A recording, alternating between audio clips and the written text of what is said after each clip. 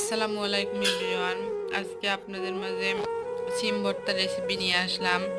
এই তো প্রথমে সিমগুলোকে ভালো করে ধুয়ে সিদ্ধ বসিয়ে দেব।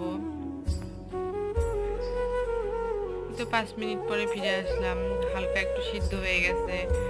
এইদিকে আমি মরিচগুলোকে ভেজে নেব। এই তো দেখতেই পাচ্ছেন মরিচগুলোকে ভালো করে ভেজে নিতে হবে।